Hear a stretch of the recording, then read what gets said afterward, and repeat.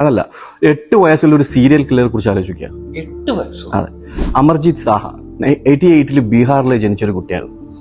7 വയസ്സ് വരെ പ്രശ്നമൊന്നുമില്ല. കുട്ടി ഇങ്ങനെ സാധാരണ കുട്ടികളെ പോലെ ഇങ്ങനെ കറങ്ങി നടക്കുക. പക്ഷെ കുട്ടിക്ക് ഫ്രണ്ട്സ് അധികം ഉണ്ടായിരുന്നില്ല. 7ാമത്തെ വയസ്സിൽ 6 മാസം പ്രായമുള്ള ഒരു കുട്ടിയെ വീട്ടിൽ ആക്കിയിട്ട് പോയതായിരുന്നു. ആ കുട്ടിയെ ഉറങ്ങുന്ന സമയത്ത് ഇവന് പിച്ച നുള്ളുക ഇതൊക്കെ ചെയ്തപ്പോൾ കുട്ടി കരയുന്നുണ്ടപ്പോൾ ഭയങ്കരമായിട്ടൊരു സന്തോഷം ഉണ്ടായി, സാഡിസ്റ്റിക് പ്ലഷർ.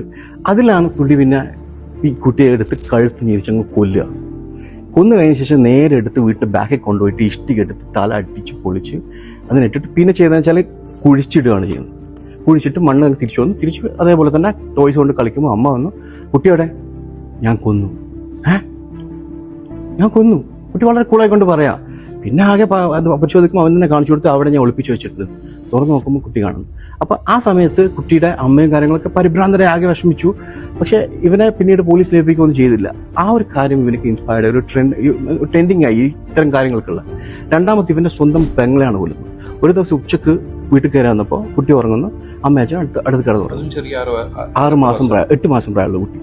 ഇവൻ നേരെ പോയി അടുത്ത് പോയി കുട്ടിയെ എടുത്ത് കഴുത്ത് പിടിച്ച് പൊക്കുകയാണ്.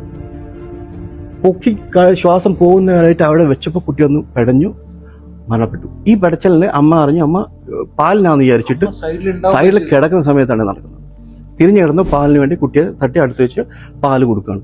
പാല് കൊടുക്കുമ്പോൾ കുട്ടി വായ തുറക്കുന്നില്ല, തട്ടി നോക്കി അടിച്ചു നോക്കി. പിന്നെ ആകെ പരിഭ്രാന്തരെ ആ കുട്ടി അവിടെ വെച്ച് മരണപ്പെട്ടു.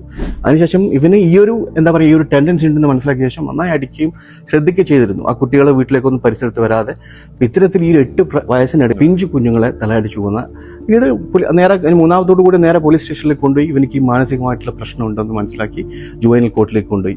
ഇപ്പൊ ഏകദേശം ഒരു 36 വയസ്സായി കാണും. ഇപ്പോഴും എവിടെയാ എന്താണെന്നുള്ള ഒരു വിവരം ആർക്കുമില്ല.